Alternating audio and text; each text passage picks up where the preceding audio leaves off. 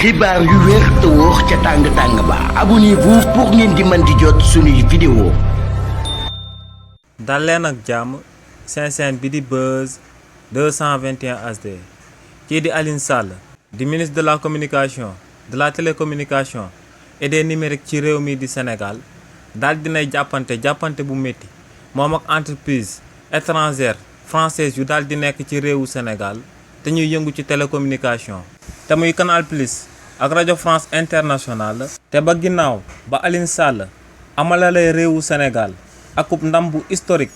jëmale ko ci ñaari entreprise yooyee ba Canal Plus ak RFI International fësalee seen plan de riposte bug see gaañ consommateur sénégalais lambda yi kii di Guy Marius Sagna daal dinay dugg ci coow li coow loolee nu mu demee nag moom mooy que ne kii di Alioune Sall ginnaaw bañ ko tabee ministre de la communication de la télécommunication et des numériques ci réewu Sénégal dafa daal di fekk ci biir ministère am boobee réewu Sénégal ci régime Abdoulaye Wade signé woon ay convention yu bon a bon moom ak ay entreprise étrangère yu daal di nekk ci réewu Sénégal te entreprise étrangère yooyee du benn budul Canal Plus ak rajo France Internationale bii di RFI ci clause contrat yooyu nga xam ne dañ ko signé woon en 2011 déggoo yu ci réewu Sénégal tënkoon moom ak RFI rajo France Internationale moom moo doon que ne rajo France Internationale donte ñaari fréquence la daal di am ci réewu Sénégal waaye at bu yàlla sàkk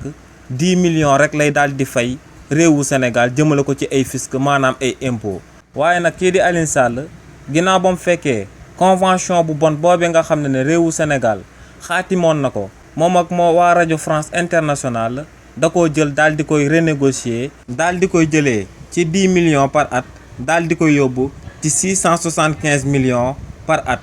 donc réewu Sénégal léegi ci fréquence yi nga xam ne moom la rajo international di utiliser ci réewu Sénégal te muy ñaari fréquence léegi chaque at da ciy am lu tolloog 675 millions de francs CFA. waaye tamit kii di Alioune Sall fekkoon na tamit beneen convention bu bon a bon bi nga xam ne waa régime Abdoulaye Wade ñoom ñoo ko xaatimoon ñoom ak waa Canal Plus depuis 2011. si li ni mel ci clause yu contrat yi réewu Sénégal ci régime Abdoulaye Wade dañoo nangu woon waa Canal Plus mi nga xam ne seen chiffre d'affaires day toll ci 40 milliards par at ci réewu Sénégal ko ñooñee di leen di fay 75 millions de francs CFA comme fisc ci réew mi di Sénégal maanaam ñu leen di fay 75 millions de francs CFA impôt rek ci réewu Sénégal. ci clause contrat bu bon boobee nga xam ne waa régime Abdoulaye Wade ñoom ñoo ko signé woon ak waa Canal Plus ginnaaw bañ amalee akub rapport te ñu tàmbale woon ko ci atum 2018 jàpp ci atum 2022 maanaam 5 ans dañoo daal di gis que ne Canal Plus daal dinay am ci réewu Sénégal lu tolloog 191 milliards de francs CFA waaye nag ci 191 milliards de francs CFA yooyee réewu Sénégal lu mu ci daal di récolter maanaam lu mu ci daal di am comme impôt motul sax xaaju milliard ndax 375 millions de francs CFA la ci daal di am. waaye nag kii di Alioune Sall di ministre de la communication de la télécommunication et des numériques dafa daal di ooluwaat waa Canal Plus ñu toog daal di waxtaanaat daal di renégocier waat contrat boobee ba li ni mel moom moo sabab léegi réewu Sénégal benn at bu yàlla sàkk waa Canal Plus léegi dañ koy fay lu tolloog 4,5 milliards de francs CFA donc li ni mel di wane que ne ministre bii di Alioune Sall amal na akub taxawaay bu am solo ndax réewu Sénégal ci 5 ans bu njëkk ba mënut woon a am sax xaaju milliard waaye léegi ci benn at day am lu tolloog 4,5 milliards de francs CFA jëmale ko ci bénéfice yi nga xam ne moom la Canal Plus di jëlee ci réewu Sénégal di ko yóbbu ca France. waaye tamit ginnaaw li ni mel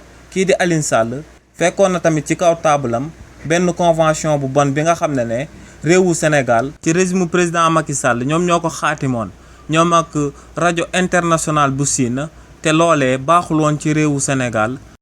ndax rajo international bu Siin benn fréquence la amoon ci réewu Sénégal te at ba at la doon fay te 5 millions de francs CFA la doon fay li ni mel nag moom moo sabab kii di Alioune Sall daal di oowaat waa rajo international bu Siin ngir ñu daal di waxtaanaat daal di renégocier waat contrat boobee ba li ni mel daal di nay sabab léegi réewu Sénégal at bu yàlla sàkk day am lu tolloog 150 millions de francs CFA jëmale ko ci fréquence boobee nga xam ne moom la rajo Siin International di émettre ci réew mi di Sénégal. kii di Aliou Sall nag lu mu daal di renégocier ñetti contrat yu bon yooyee nga xam ne baaxut woon ci réewu Sénégal daal di nay sabab léegi réewu Sénégal chaque at bu yàlla sàkk day am lu tolloog 5 milliards ak lu teg jëmale ko ci ñetti contrat yooyee nga xam ne fekkoon na ko ci ministère am te mu nekkoon ay convention yu bon si yi nga xam ne réewu Sénégal da doon toog lu tolloog 5 ans te du ci doon mën a am sax lu tolloog xaaju milliard. ginnaaw nag ba Aliou Sall amalalee réewu Sénégal ndam lu historique loolee jëmale ko ci ay entreprise étrangère yoo xam ne li ñu doon fay impôt baaxul dara ci réewu Sénégal waa Canal Plus ñoom dañoo daal di amal aku plan d'action daal di contre attaqué daal di koy jëmale ci sénégalais lambda yu fi daal di nekk. waa Canal Plus dañoo daal di xamal képp ki nga xam ne day abonné seen bouquet yi que ne seen prix yi dinañ ko daal di yokk ci lu tolloog 10%. ginnaaw nag ba waa Canal Plus jëlee ndogal loolee bugg a fayloo consommateur sénégalais lambda yi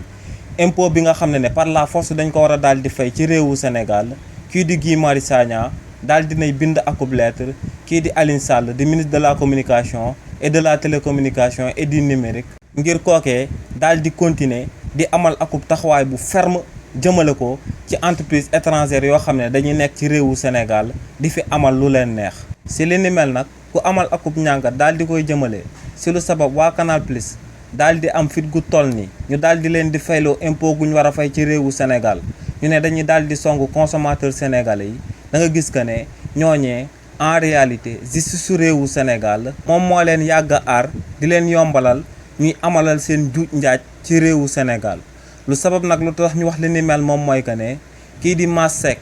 de akub auteur compositeur nekk tamit akub réalisateur ginnaaw ba mu fi bindee woon akub série sénégalaise bëggoon koo jaay waa Canal Plus ñooñee dañ ko waxoon que ne dañoo intéressé wu ci séeréem boobee mu daal di bindoon ba noppi daal di koy laaj ngir mu daal di leen di jébbal scénario bu mu daal di bind ba noppi waaye tamit mu daal di leen di jébbal premier épisode yi nga xam ne moom la daal di tourné jëmale ko ci séeréem boobee mu bindal boppam.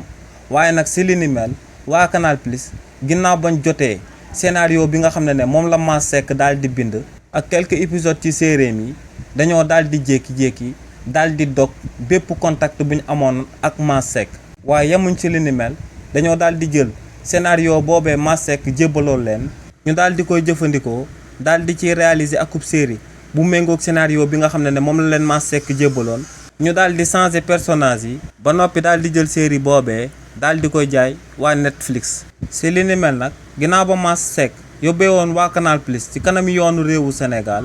waa yoonu réewu Sénégal lu ñu xamaloon Mass Seck moom mooy que ne Canal Plus bu France la daal di jàppanteel donc Canal Plus bu Sénégal yoonam nekku ci. verdict boobee nag yoonu réewu Sénégal daal di joxe ñëpp daal di nañuy xam que ne jaarut yoon ndax amul benn différence bu daal di am ci Canal Plus bu Sénégal ak Canal Plus bu France lu leer ba am moom mooy que ne Canal Plus firme internationale la. donc Canal Plus France Canal Plus Sénégal Canal Plus Suisse yëpp benn lañ.